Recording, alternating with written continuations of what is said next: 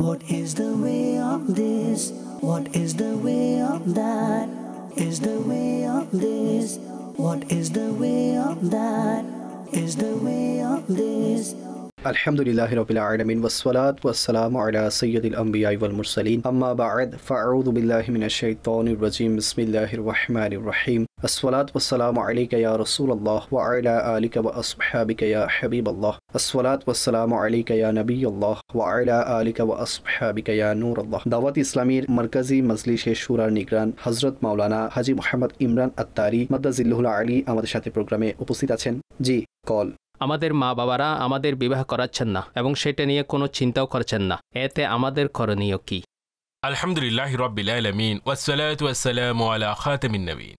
খুব serious matter মা বাবার ভাবা উচিত, কেননা আপনার ছেলে বা আপনার মেয়ে যে বয়স উপনীত হয়েছে, আপনি এই বয়স কাটিয়ে এসেছেন। আপনার তো জানা থাকা উচিত কোন বয়সে কিরূপ অবস্থা থাকে। একজন মানুষ তার স্বভাবগত চাহিদা আছে, মানুষের তা সব আপনার জানা আছে। এমন নয় যে মা বাবা কোনো কিছুই জানেন না, তারা তাদের সময় কাটিয়েছেন, নিজেদের বয়স কাটিয়েছেন। তাই সন্তানদের দেখুন। এখন আপনি বলবেন সন্তান তো উপার্জন করে না, কি করব? তার সাথে বসে কথা তো বলুন, পুত্র আমরা তোমাকে বিবাহ করাবো, ভরণ পোষণ কিভাবে দেবে, ঘর কিভাবে চালাবে, এভাবে বোঝাতে থাকুন। আমার পরামর্শ হচ্ছে মা বাবার অবশ্য কর্তব্য সন্তানদের দেখা।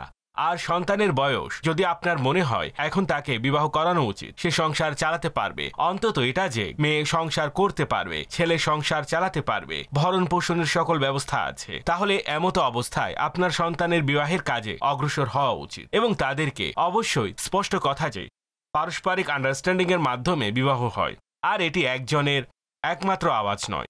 মনে করুন যে এই একটি আওয়াজ লাখো যুবকের প্রতিনিধিত্ব করছে, আর এটি আসলে সঠিক। মা বাবা মনোযোগ প্রদান করে না, জানি না কেন মনোযোগ দেন না, বরং নিজের পায়ে দাঁড়ানো তো উচিত। আমি তো বলেই দিলাম, মা বাবা কথা তো বলুক, আমরা তোমাকে বিবাহ করাবো পুত্র, তোমার সামর্থ্য নেই, তাকে ফিলিং তো করান, এমন তো নয়। হাজী সাহেব, সারা জীবনেও সেই পজিশন তৈরি হবে না। আপনি দেখুন, নিজের বাড়ি তৈরি করো, এটা এস্টাবলিশ করো, এটা করো, এভাবে তো সারা জীবন এই প্রচেষ্টাই চলে যাবে। সমস্যা হলো যে যদি এমন কিছু সুযোগই নেই যে তারা সন্তানকে সাথে রাখতে পারবে না, সুযোগ থাকে না, ঘরই নেই, দুটি রুম বা একটি রুম আছে, বৌমা আসলে কোথায় রাখবে?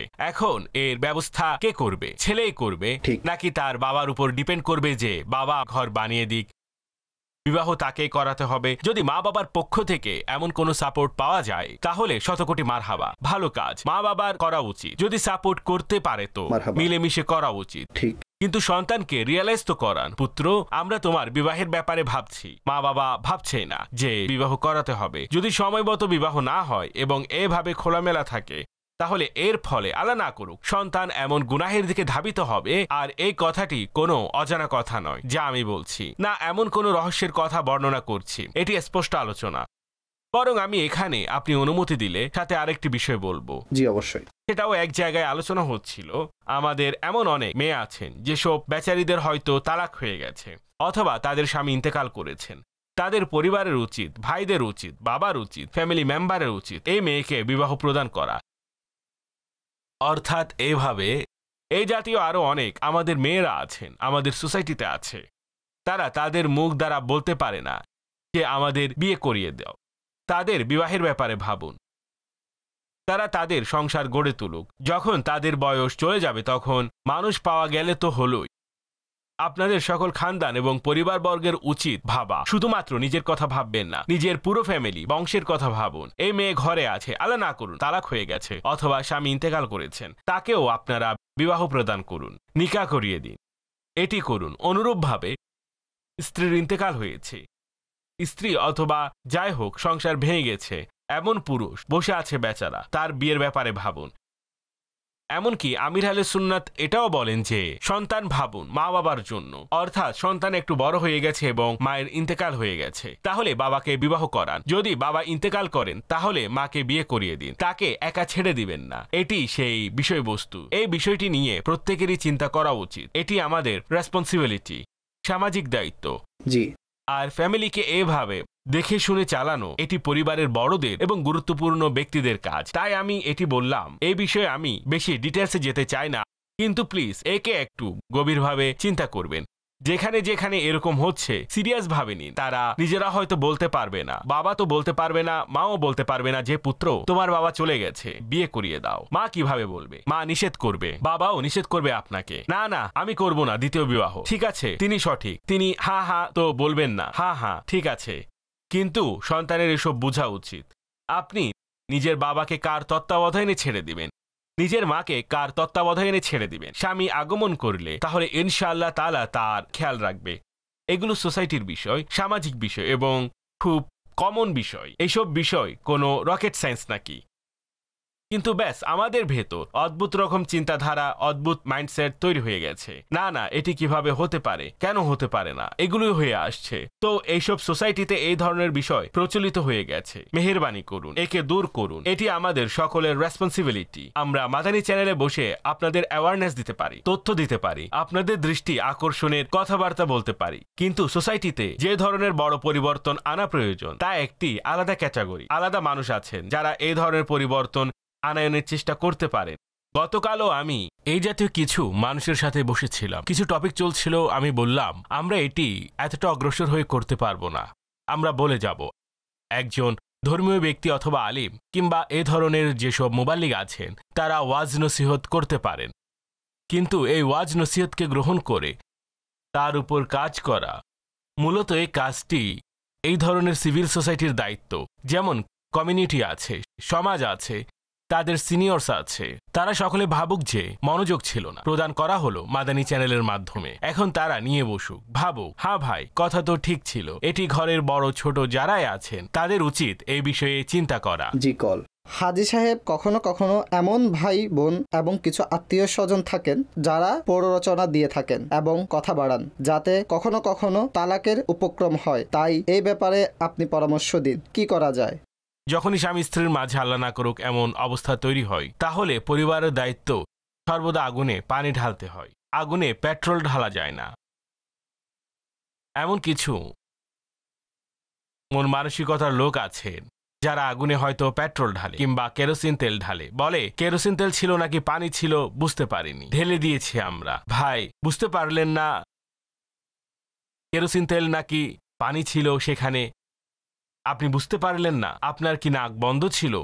এতটুকু তো বুঝ না থাকলে এই ধরনের কেসে না জড়ানো উচিত। যখনই আপনার মনে হবে আত্মীয় স্বজনের, পরিবারের সদস্যদের, মা বাবার, ভাই বোনদের, ফ্যামিলি মেম্বারদের, পাড়া প্রতিবেশীদের যে সংসার ভাঙতে পারে, অর্থাৎ দেওয়াল ধসে পড়ে যাচ্ছে, তাকে ধরে রাখবেন নাকি ছেড়ে দাও অথবা আরেকটু ধাক্কা দাও? পড়ে যাওয়া দেয়ালকে আরেকটু না, ধাক্কা দিন। কেন দিব? আমরা তো ধরে রাখ। এই যে প্রবাদ আছে, ঢলে পড়া দেওয়ালকে আরেকটু ধাক্কা দাও, এটি কোন অর্থে বলে? এই অর্থে বলে যারা কিনা সামলাতে পারত সামলায় না, বরং সামলানোর পরিবর্তে ভেঙে ফেলে। তাদের তো বুঝিয়েছে এরা এমন লোক যারা স্লোগানই এরকম হয়ে থাকে, ঢলে পড়া দেওয়ালকে ধাক্কা দাও। এটি তো নেগেটিভ দিক, পজিটিভ দিক নেই। ঠিক।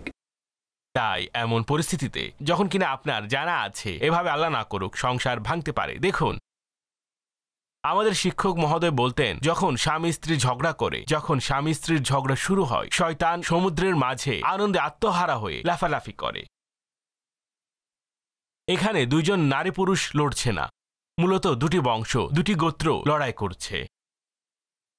কেননা শয়তান ফিতনাকে খুব পছন্দ করে। লড়াই, ঝগড়া, রক্তপাত, গীবত, চুগলখুরি, অপবাদ, এইসব সম্মানহানি, শয়তান উপকরণ পেয়ে যায় এসবে। তখন অনেকের মুখ দ্বারা শয়তান কথা বলে, অনেকের মুখ দ্বারা শয়তান কথা বলে, আর আমরা বুঝতে পারি না যে সে কি করছে। আর আমি নিজে এই ধরনের পরিস্থিতি ফেস করেছি কিছু স্থানসমূহে, আর আমি নিজে হাত ধরে বাহিরে নিয়ে গেছি। ভাই কি করছেন আপনি? একটি ঘরের, এটি সত্যি সত্যি আমার প্র্যাকটিক্যাল অভিজ্ঞতা শোনাচ্ছি। ভাই আপনি সংসার বাঁচাতে এসেছেন নাকি মেয়ের সংসার ভাঙতে এসেছেন? আচ্ছা, আমি যখন তাকে সরালাম সেখান থেকে আসলে বিশৃঙ্খলা তৈরি হয়ে যায়। উভয় দিক থেকে যেমন নাকি আগুনের ফুলকি উঠতে থাকে, আর সামনের ব্যক্তিও মুখ থেকে আগুন বের করতে থাকে। সেই সময় বুঝতে পারে না যে আমি কি করছি। সে ভাবে যে আমি সমাধান করতে এসেছি। সমাধান করতে নয়, বিশৃঙ্খলা করতে এসেছে। আর শয়তানের কূট কৌশলে ফেসে গেছে সে। আর এই বিষয়ে প্র্যাকটিক্যাল অভিজ্ঞতা আছে। আমি তো দুই বড় ব্যক্তির হাত ধরে বের করে এনেছি। ভাই আপনারা কি করছেন? আচ্ছা, যখন তাদেরকে বের করে আনলাম, দে ওয়াজ শকড। তারা কিছুই বুঝতে পারছিল না। আরে ভাই, আসলেই আমি বললাম আপনারা ভাঙতে এসেছেন, অর্থাৎ আপনাকে ফ্যামিলির সদস্যরা সংসার রক্ষার জন্য পাঠিয়েছে, ভাঙার জন্য পাঠিয়েছে নাকি? আর আপনি ঝগড়া করছেন। টেম্পারামেন্ট না থাকলে আপনি হাইপার লোক, আপনার প্রতিভা নেই, সহ্য শক্তি নেই, আপনার এই সকল কেসে জড়ানোর কি প্রয়োজন? সামনের ব্যক্তি কথা বলবে, সামনের ব্যক্তি কষ্টে আছে, জি, আপনার দায়িত্ব হচ্ছে কঠিন। এমন লোকদের মাথায় বরফ রেখে যাওয়া উচিত। মারহাবা। কখনো মেজাজ গরম করবেন না। মনে রাখবেন, আপনি ঐক্য গড়ার জন্য এসেছেন, ভাঙন তৈরি করার জন্য আসেননি। আর একটি বিষয়, কর্মের পরিণাম সর্বদা মনে রাখবেন, যেমন কর্ম তেমন ফল। যদি আল্লাহ না করুন আপনি কারো ক্ষতি সাধন করেন, তাহলে আপনি আপনার ক্ষতির জন্য প্রস্তুত থাকুন। আল্লাহ দয়া করুক। আমি আপনাকে একটি অভিনয় করে দেখাতে চাই। শাকিল ভাই চলে আসুন, আপনাকে একটা সিচুয়েশন বলতে চাই। আসুন আসুন, তাশরিফ আনুন। যেমন উদাহরণস্বরূপ আমি দাঁড়াচ্ছি, এই যে বাড়িতে ঝগড়া চলছে আর লোকটি তালাক দেওয়ার জন্য একেবারে প্রস্তুত আছে। মনে করুন উনি একজন ভাই আছেন, ঠিক আছে, আর উনি এখন কি করতে আরম্ভ করলো, যেমন আপনি বলছেন পানি ঢালতে। যখন তালাক দেওয়ার পালা আসবে তখন আপনার হাত আমার মুখের উপর রাখবেন, আমার মুখের উপর রাখুন, এভাবে। অর্থাৎ ওনার মনে হচ্ছে এখন তালাক দিতে যাচ্ছেন। তিনি করলেন কি, তিনি মুখের উপর হাত রাখলেন। কেন? যাতে বলতে না পারেন। আবার যার মুখে হাত রাখলেন তিনি কি করলেন, হাত নিচে নামিয়ে দিলেন এবং নিচে নামিয়ে এক তালাক দিলেন। উনি দ্বিতীয়বার কি করলেন, দ্বিতীয়বার মুখের উপর হাত রাখলেন, তিনি হাত নিচে নামিয়ে এক তালাক দিলেন। এরপর পুনরায় মুখের উপর হাত রাখলেন, আবার হাত নিচে নামিয়ে কি করলেন, তৃতীয় তালাকও দিলেন। এখন এই কাজটি চাই ভাই করুক, বাবা করুক, মা করুক। এখন আপনি এটা সম্পর্কে বলুন কি করা উচিত ছিল এবং কর্তাকে কি করা উচিত ছিল, আর যিনি করছিলেন তার জন্য কি করা উচিত ছিল? দেখুন, যদি পরিস্থিতি এতটাই গরম হয় যে হাত রাখাও কার্যকরী ভূমিকা রাখছে না, ভাগ্য ভালো হাত সরাচ্ছে, ধাক্কা মেরে ফেলে দিচ্ছে না, সরে যাও, আর সেও এতটা ধৈর্যশীল যে একবার হাত সরিয়ে পুনরায় হাত রাখার অপেক্ষা করছে, পুনরায় হাত রাখলে পুনরায় বলবো, তো এমন পরিস্থিতিতে করণীয় হচ্ছে যে লোকটির হাত ধরে তাকে বাহিরে নিয়ে যান, ঠিক আছে, এই পরিবেশ থেকে। আসলে রাগ নিয়ন্ত্রণে এইসব রাগের কারণে সংগঠিত হয়। মাথার মধ্যে অতটা রাগের আগুন জ্বলতে থাকে যে মানুষের মস্তিষ্ক কাজ করে না। পরবর্তীতে তার যে আফসোস হবে, নিজের সন্তানদের দেখবে, উজাড় হয়ে যাওয়া পরিবার দেখবে, আর দেওয়ালে নিজের মাথা ঠুকতে থাকবে। অথবা স্ত্রী অনেক সময় বুঝতে চায় না যে আমি তালাক চাইছি, আমি করবোটা কি। আজ আমার মা বাবা আমাকে দেখাশোনা করছেন, 5-10 দিন দেখাশোনা করবেন, 2 মাস 3 মাস দেখাশোনা করবেন, অতঃপর অনেক কষ্ট হয় নারীদের। এরপর বলে আমার স্বামীর ঘরই ঠিক ছিল, কিন্তু সে সব তছনছ করে চলে এসেছে। অনেক সময় মেয়েরা সংসার ভেঙে চলে আসে যে আমার বাবা তো আছে, দেখা গেল বাবা 2 সপ্তাহ পর ইন্তেকাল করেছেন, 1 মাস পর ইন্তেকাল করেছেন। তখন সে ভাববে যে ভাই এখন তো বাবাও জীবিত নেই, এখন মা আমাকে সামলাবেন নাকি নিজেকে সামলাবেন। এমতো অবস্থায় কখনো আমার মা বাবার ঘর আছে বলে ডিপেন্ড করবেন না, আপনার ঘর একটাই। আর এটি অনেক সময় আমি আপনাদের বাস্তবতা বলছি। যেসব মেয়েরা সংসার ভাঙে, তার মা বাবা ঘরে চলে আসে, তারা বলবে না হয়তো, কিন্তু তাদেরকে কোথাও না কোথাও এই অনুশোচনায় জর্জরিত করেছে। সেটি ঠিক ছিল, যেমনই ছিল, আমি এর চেয়ে কম কষ্টে ছিলাম। এখন সন্তানকে দেখে আলাদা আফসোস, ওদিকে আলাদা আফসোস, বিবাহ পরিবার বা খানদানের লোকেরা মিলে করাচ্ছে না, সেটার আলাদা আফসোস। বললে কাকে বলবে? তো এরকম কখনো কেউ জিজ্ঞাসা করলো, না আমি তো বিবাহ করতে চাই না, তখন তারা বলে আমরা তো জিজ্ঞাসা করেছি, সে তো নিষেধ করেছিল। সে কি হেসে হেসে বলবে নাকি বিবাহ করতে চাই? তো এই সমস্ত ঘটনা ঘটে থাকে। এমতো অবস্থায় মানুষ সেখান থেকে সরে যাক, সেখান থেকে চলে যাক। সে সময় আরেকটি কাজ করে থাকেন, যেমন মা হোক বা বাবা হোক, তারা দেখছেন যে সন্তান তালাক দিচ্ছে, তাকে একটা থাপ্পড় মারেন। চুপ হয়ে যাও, চুপ হয়ে যাও, থাপ্পড় মারেন, তাকে সত্যি সঠিকভাবে মারেন। যেমনটি বলছিলাম, তারপর কি হয়, সে হয়তো 1 2 3 করবে, অথবা সে নীরব হয়ে যাবে। দুটি থেকে যে কোনো একটি বিষয়। রাগের উপর নিয়ন্ত্রণ রাখুন। আসলে এই সকল সমস্যার এর পেছনে যে বড় ফ্যাক্টর আছে তা হলো রাগ। ঠিক, স্ত্রীও রাগান্বিত হয়ে যায়। একটু ভেবে দেখো, স্ত্রী বলে ভেবে দেখেছি, আমি যা বলেছি তা করুন, ভেবে দেখো আমি বলেছি আপনাকে, ভাই করবেন না এরকম। কখনো আল্লাহ না করুন আপনার ঘরে এই ধরনের পরিস্থিতি চললে মেহেরবানি করে মীমাংসা করে সবকিছু সমাধান করে ফেলুন। যেরকম সমস্যা কিংবা অপূর্ণতা থাকুক, এটাই আমার ঘর, ইনি আমার স্বামী, এরাই আমার সন্তান, এটাই আমার ফ্যামিলি, আমি এদের সাথে থাকবো, নিজেকে সংশোধন করব, তাদেরকেও সংশোধন করব। সোবানাতারি আরজ করছি। প্রশ্ন হলো এই বিবাহ সম্পর্কে যখন আলোচনা হয় তখন ছেলেদেরও ডিমান্ড থাকে, তাই সে সম্পর্কে কিছু বলুন। বিবাহ সম্পর্কে যেসব কথাবার্তা জি হচ্ছিল, হ্যাঁ, জি হ্যাঁ। সন্তানের কেমন ডিমান্ড, ভাই কথা বললে জানা যাবে। কিন্তু যদি সন্তান অনাবশ্যক কোনো কথা বলে, অনাবশ্যক ধরনের ফরমাইশ করে, ডিমান্ড রাখে, তাহলে আপনি অভিভাবক, বড়, মা বাবা, আপনি বলুন, পুত্র এটি পসিবল, এটি পসিবল নয়, না আমি এরকম করব। তোমার সামর্থ্য থাকলে বলে দাও, আমাদের তো সামর্থ্য নেই পুত্র। অর্থাৎ বিবাহ কথা চলছে, কোনো ধন সম্পদের ঝগড়াঝাড়ি চলছে নাকি, বিবাহের কথা চলছে। বসে মোহাব্বত ভালোবাসার সাথে কথা বলুন, পুত্র কি করতে হবে বলো। মা মেয়ের সাথে বেশি কথা বলবে, সে বাবার সাথে অতটা খোলামেলা কথা বলতে পারে না। তাই এভাবে নিজের সন্তানের আবেগের প্রতি খেয়াল রাখুন। আপনার সন্তান বড় হয়ে গেছে, তারা কথা বলতে জানে, বন্ধুদের সাথে উঠা বসা করে। কিছু সন্তানের বয়স হয়ে যায়, তাদেরকে অন্যরা বলে থাকে আমাদের 2টি বাচ্চা হয়ে গেছে, তোমার এখনো বিবাহ হয়নি। সে বলে কি করব, মা বাবার মনোযোগী নেই। ওই বেচারা এই বলে চুপ হয়ে যায়, বন্ধুদের মাঝে অপমান হতে থাকে।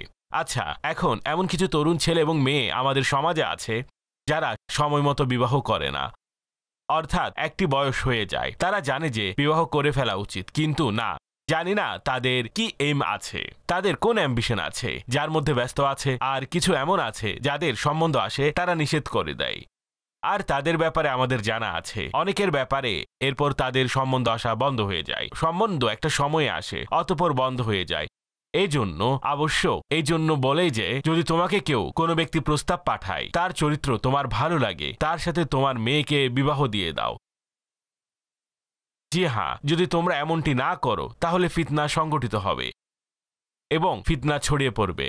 আচ্ছা, উত্তম চরিত্র হয়, এর দ্বারা উদ্দেশ্য সে নেককার হবে এবং ভরণ পোষণ দিতে পারবে, অর্থাৎ সংসার চালাতে পারবে। এভাবে নারীরা দিনদারিতা দেখাতে হবে। যদি সে দিনদার হয়, নেককার হয়, কুফু মিলে যায়, তাহলে দেরি করা উচিত নয়। বিবাহের ক্ষেত্রে আমাদের সমাজে বিবাহ দেরিতে হচ্ছে, আর যত ধরনের সমস্যা তৈরি হচ্ছে এর একটি কারণ যা সমাজের মানুষ একে ঠিক করতে পারেন, কমিউনিটি ঠিক করতে পারেন, সিভিল সোসাইটির মানুষ ঠিক করতে পারেন। যদি কিনা করতে চান, শুধুমাত্র স্পিচ দেওয়ার সীমাবদ্ধ থাকবে না। যারাই নিজ গণ্ডিতে থেকে করতে চান তারা করতে পারেন। বিবাহকে সস্তা করুন।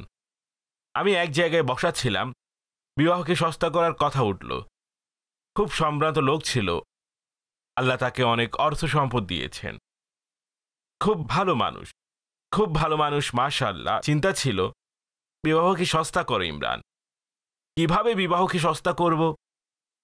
তাদের বিবাহকে সস্তা করব যারা এমনিতে 4-5 লাখ টাকা ব্যয় করছেন। অনেকের ফার্নিচারই 5 লাখ টাকায় তৈরি হয়, এদিকে ওই বেচারা টাকা জোগাড় করে নিজের বিবাহ সারছেন। এরকম কোটি লোক আছেন, শুধুমাত্র লাখও নয়, কোটি মানুষ আছেন। আমি তাদের বিবাহ কিভাবে সস্তা করব? তাদের বিবাহে ব্যয়বহুল কি আছে?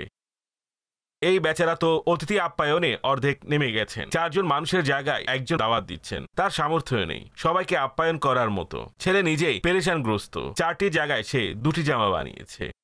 অপরপক্ষে মেয়ে কাপড় সেলাইনি, বরং ভাড়াই এনেছে কাপড়। ঘরে ফার্নিচার কারো থেকে ব্যবস্থা করে ফার্নিচার এনেছে। ফ্রিজ ছিল না, আত্মীয়রা ফ্রিজ দিয়েছে। আমি কি তাদের বিবাহ সস্তা করব? তাদের বিবাহ সস্তা করা উচিত যারা ব্যয়বহুল করছে। এই কাজ তো আপনারাই করবেন যারা ব্যয়বহুল বিবাহ করছেন। কাদের বিবাহ ব্যয়বহুল? যাদের বিবাহ ব্যয়বহুল, এখন তাদের চক্করে যারা এদের সাথে কানেক্টিং সম্পৃক্ত মানুষজন আছেন। যেমন একটি কথা আছে না, যখন উট রেখেছ তখন দরজাও বড় বানাও। জি, এরা সে সমস্ত লোক যারা বিত্তশালীদের সাথে সম্পর্ক রেখেছেন। তাদের সামর্থ্য থাকে না, কিন্তু তারা বিত্তশালীদের সাথে সম্পর্ক রেখেছেন। এখন যখন তাদের পরিবারে বিবাহ হবে, তাদের সামর্থ্য নেই, কিন্তু তাদেরকে এই সম্পর্কের খাতিরে আপ্যায়ন করতে হয়, তখন তার কষ্টে নিপতিত হয়। এখন সে যাচ্ছিল এমন জায়গায়, অন্যরা ভাবছিল ভাই তিনিও এমন। থাকে না, সকলের পজিশন থাকে না ভাই। উনি কোটি টাকা ব্যয় করতে পারতেন। এখানে অন্যজনের উপর যাকাত ফরজ হয়নি। দেখতে ধনী লোক মনে হয়, প্রায় ঋণে ডুবে থাকে বেচারা, লোনে ডুবে আছে। কিভাবে বেচারার উপর যাকাত ফরজ হবে? এটি আমি কোনো অজানা কথা বলছি না, এমন লোকও আপনারা দেখতে পাবেন। ব্যাস, তার মেলামেশা আছে, দাপট আছে, সমাজে মেলামেশা আছে, সে তার অবস্থান টিকিয়ে রাখতে চায়। কিন্তু এখন ঘরে বিবাহ চলে এসেছে, এখন তার ওঠা বসা সবকিছু, তার পরিবেশ, কালচারই এমন। এখন তাকে করতে হবে যা কিছু করা প্রয়োজন। তো যেখানে বিবাহ সস্তা করতে হবে, সেখানে করার জন্য কাদেরকে রোল প্লে করতে হবে, এটি আপনি বলুন। এটি মাশাআল্লাহ গতকাল আমার কথা হচ্ছিল, দে অ্যাডমিটেড, একদম কোনো মতবিরোধ ছিল না। সেখানে দূরদর্শী, অভিজ্ঞ এবং শিক্ষিত লোকেরাও বসা ছিল।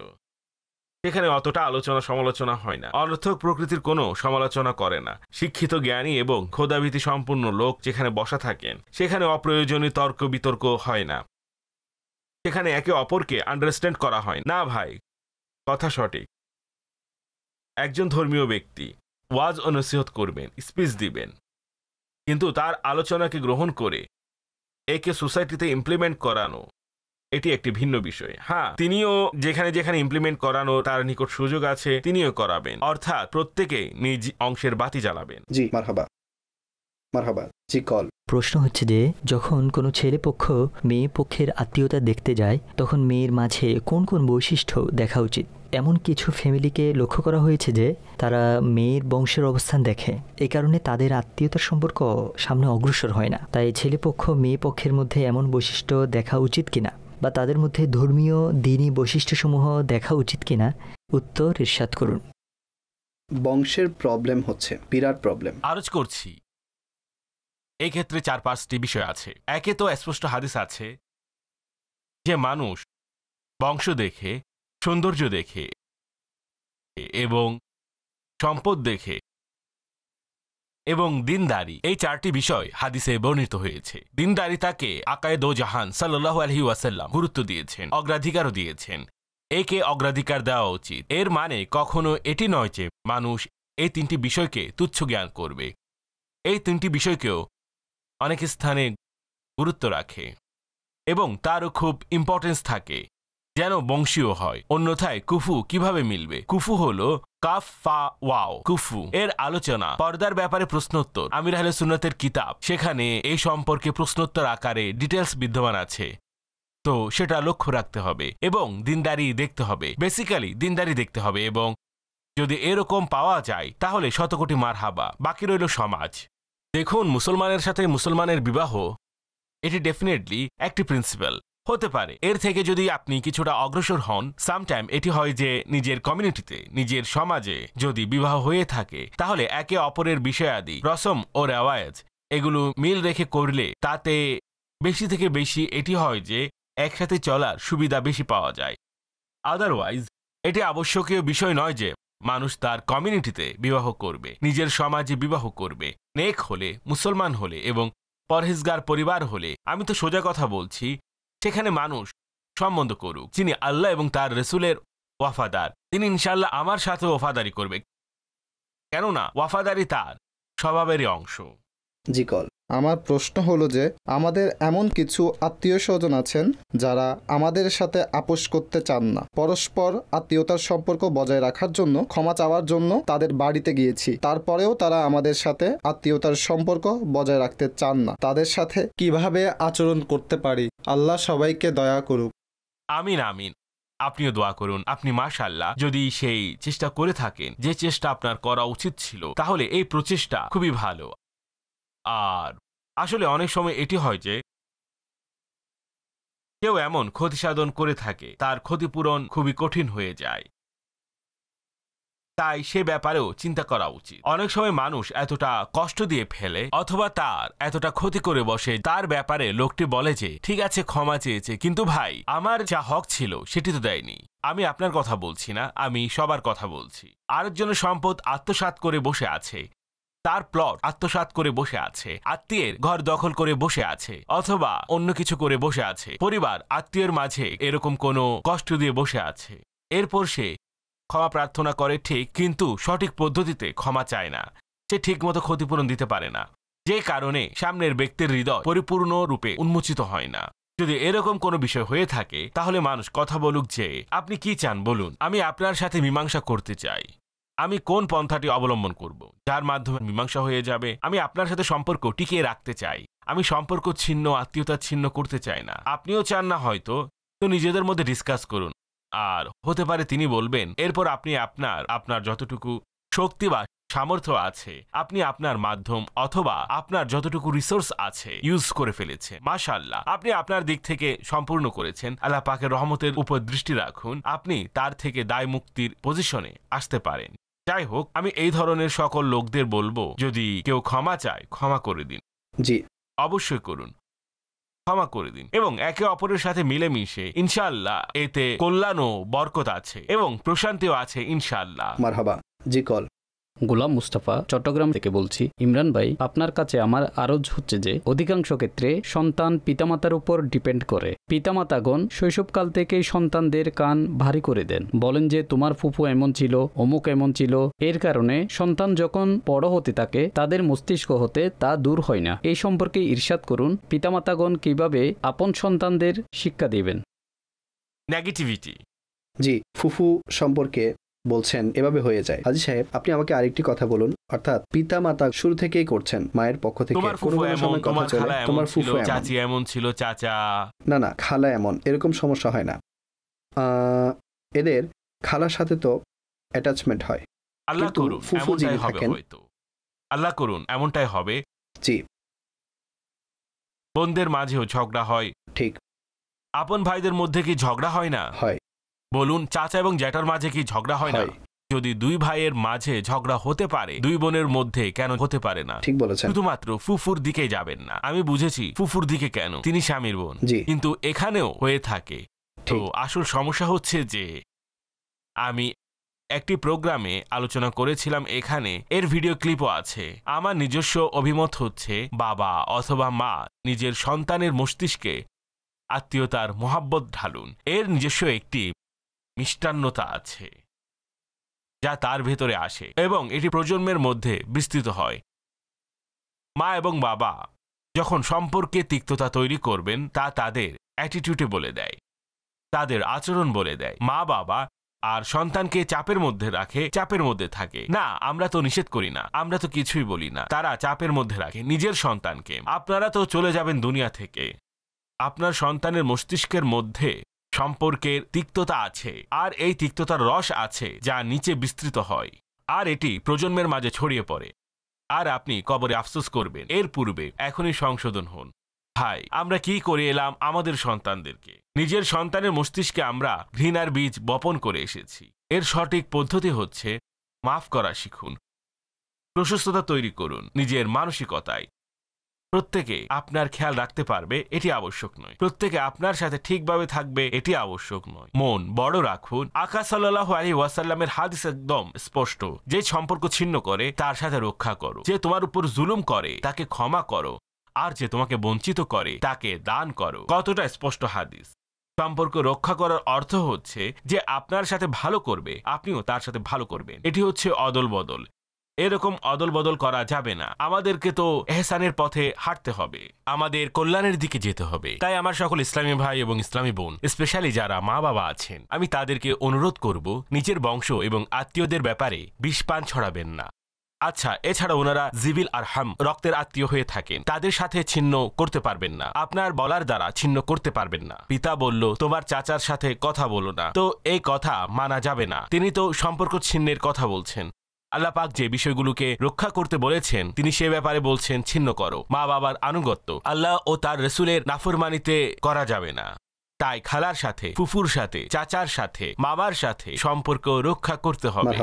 এখন মা বাবা বলবে সে আমাদের কথা মানে না। ভাই, আপনি আল্লাহ এবং রসুলকে মানুন, সন্তানকে কেন বলছেন? এই সন্তান কোন যাদের আল্লাহ ও রসুল আদেশ দিয়েছেন মা বাবার আনুগত্য করো। তাই মা বাবার উচিত, যে রব, যে মুস্তাফা করিম আপনাকে আনুগত্য করতে সন্তানকে নির্দেশ দিয়েছেন, তো মা বাবার উচিত তারা রবের আনুগত্য করা, প্রিয় মুস্তাফা করিমের আনুগত্য করা, তাদের কথা মানা এবং আত্মীয়তা রক্ষা করুন। যেখানে ঘৃণা আছে একে অপরকে মেসেজ করুন, বার্তা পাঠান। রমজান চলে যাচ্ছে, ঠিক আছে, আপনি লিখে দিন আপনার সাথে আমার এই সমস্যা ছিল, আর এখন পর্যন্ত যা হয়েছে আমি ক্ষমা করে দিচ্ছি, মাফ চাইছি, আমি আপনাকে কষ্ট দিয়েছি, তাই আপনিও ক্ষমা করে দিবেন।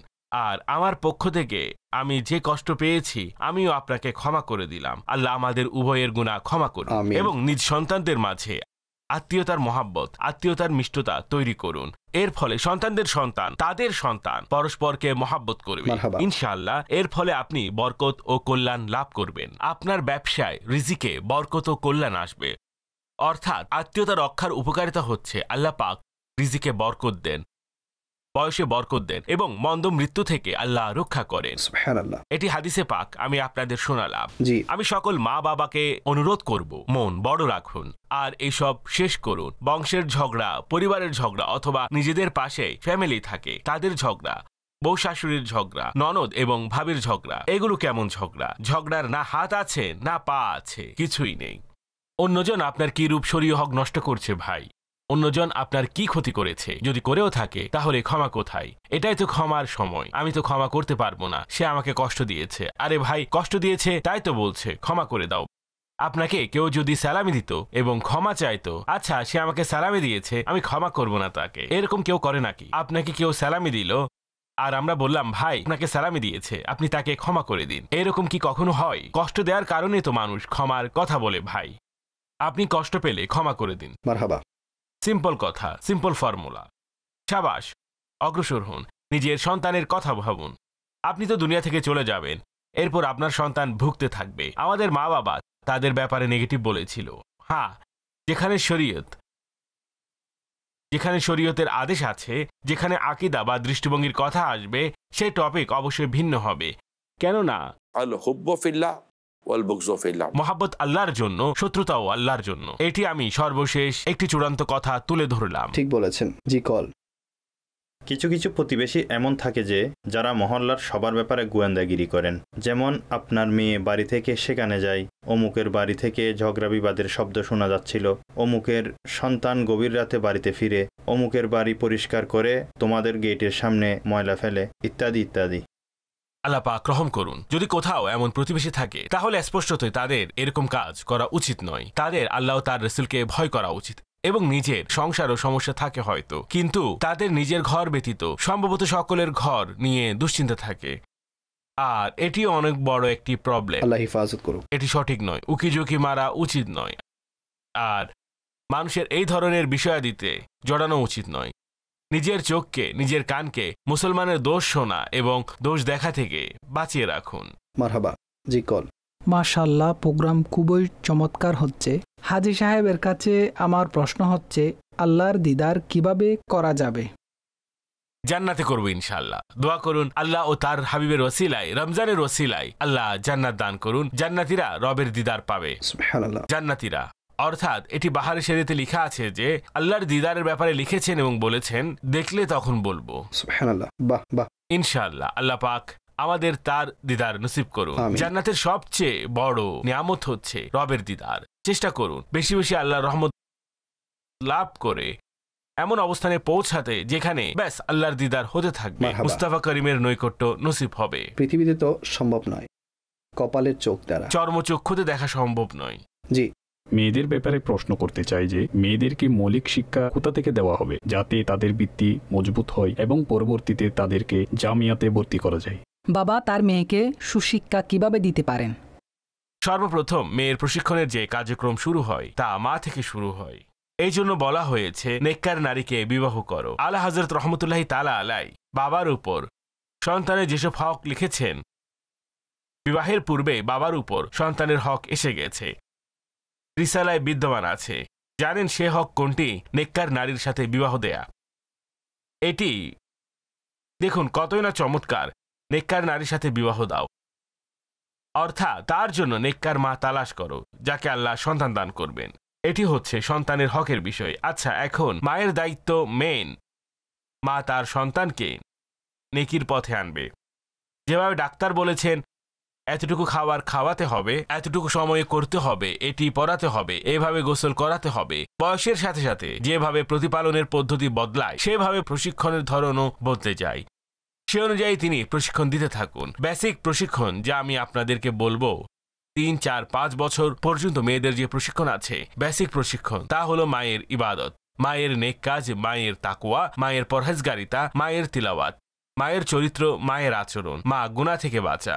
মেয়ে সবকিছু দেখছে, বলতে পারছে না। মেয়ে সবকিছু দেখছে যে আমার মা কি করছে। মেয়ে খেলাধুলায় ব্যস্ত আছে, মেয়ে এটা মারছে, ওটা ছুড়ছে, এদিক দৌড়াচ্ছে, তবে মেয়ের ফোকাস তার মা। মেয়ে এদিক ওদিক, মা এদিক ওদিক চলে যাক। মেয়ে সব ছেড়ে মাকে খোঁজা শুরু করে দেয়, করে না? তার মস্তিষ্ক তার মায়ের সাথে লেগে থাকে, তার হাত পা অন্য কোথাও ব্যস্ত থাকে। আপনি মেয়েকে কোথাও ব্যস্ত করে দিন আর আপনি অন্য কোথাও সরে পড়ুন। কিছুক্ষণ পর মেয়ে বলবে মা কোথায় চলে গেল। সে এখনো মা ডাকতে পারে না, কিন্তু কান্না শুরু করে দেবে। আপনি বাথরুমে থাকলে দরজায় নক করতে থাকবে। সে জানে যে মায়ের সাথে থাকতে হবে। মায়ের সাথে এতটা অ্যাটাচমেন্ট থাকে। একটি এজ পর্যন্ত বাবার সাথেও শিশুদের এতটা অ্যাটাচমেন্ট ওই বয়সে থাকে না, মায়ের সাথে থাকে। কেননা তারা জানে যে আমার প্রয়োজন, আমার খাবার, আমার চাহিদাকে আমার মা পূর্ণ করেছেন। ঠিক তো, এটি হচ্ছে প্রশিক্ষণ মেন। এর সাথে বাবা, এখন বাবা, মা এবং বাবা একসাথে লড়াই ঝগড়া নয়, মোহাব্বত ও ভালোবাসার সাথে থাকুন এবং নেকি, তাকওয়া, পরহেজগারিতা, ইবাদত নিজের টিভির স্ক্রিনে মাদানী চ্যানেলের সাথে সংযুক্ত রাখুন এবং এখানে অন্যান্য জিনিস আসতে দিবেন না। তাহলে ইনশাআল্লাহ তাআলা এটি আপনার সন্তান দেখতে দেখতে অভ্যস্ত হবে। অতঃপর তাদের শিক্ষা ও প্রশিক্ষণের জন্য মাকতাবাতুল মদিনা, আমি তো আমাদের দাওয়াত ইসলামীর কথাই বলবো, হাজারো কিতাব আছে, ওলামায়ে আহলে সুন্নাতের অসংখ্য কিতাব আছে আমাদের কাছে, সেগুলো রাখুন। যখন সে পড়তে শিখবে, তারা যদি ভিডিও কার্টুন দেখতে চায়, শুধুমাত্র কিডস মাদানী চ্যানেল তাদেরকে দেখতে দিন, যেন তারা ছোট ছোট শর্ট ক্লিপস দেখতে পারে। এর মধ্যে তারা চারিত্রিক সুশিক্ষা লাভ করতে পারবে। তাদেরকে ডানে বামে যেতে দিবেন না এবং এভাবে প্রশিক্ষণ দিন। অতঃপর মাদ্রাসাতুল মদিনা ছেলেদেরও আছে, মেয়েদেরও আছে। কুরআনুল কারীমের শিক্ষার জন্য তাদেরকে দিন। দারুল মদিনাতে তাদের দ্বীনি ও দুনিয়াবি উভয় শিক্ষার ব্যবস্থা আছে। ফাইজান অনলাইন একাডেমির মাধ্যমে তাদের শিক্ষা ও প্রশিক্ষণের ব্যবস্থা করা যেতে পারে। একটু বড় হয়ে গেল জামিয়াতুল মদিনাতে ভর্তি করিয়ে দিন। এভাবে দাওয়াত ইসলামী আমাদেরকে সুন্দর একটি ব্যবস্থা তৈরি করে দিয়েছে। আল্লাহ পাকের অনুগ্রহ। 2.5-3 বছরের শিশু থেকে শুরু করে আলহামদুলিল্লাহ এখন তো আপনারা ইউনিভার্সিটির নিউজ শুনতে যাচ্ছে। এভাবে ধীরে ধীরে আপনার সন্তান ইনশাআল্লাহ একজন আলিম, হাফেজ, কুরআন হাদিসে বিজ্ঞ, জ্ঞানী এবং প্রফেশনাল হবে ইনশাআল্লাহ তাআলা। তারা তাদের জীবনকে খুব সুন্দর পদ্ধতিতে অতিবাহিত করবে, বিভিন্ন কোর্স করবে, তাদের বিভিন্ন এনহ্যান্সমেন্ট কোর্স হবে, স্কিল ডেভেলপ হবে। সংগঠনের মধ্যে অনেক কিছু আছে। যদি আপনি সংগঠনের মধ্যে এসে দেখতে চান, তো ইনশাআল্লাহ আপনি এবং আপনার ফ্যামিলি যখন পরিপূর্ণভাবে সংগঠনের মধ্যে ইনভলভ হয়ে যাবেন, পরিবর্তন আসবে। দেখুন, যখন দিনই কাজ হয় তখন তার একটি নির্দিষ্ট বাউন্ডারি থাকে। আপনি বললেন এই বাউন্ডারি ক্রস করা যাবে না, আমরা সেসব বাউন্ডারিতে থেকেই কাজ করতে পারবো। 19-20 পার্থক্য থাকবে। অনুমতি দিন। সাল্লু আলাল হাবিব সাল্লাল্লাহু তাআলা আলা Muhammad. What is the way of this? What is the way of that? Is the way of this? What is the way of that? Is the way of this?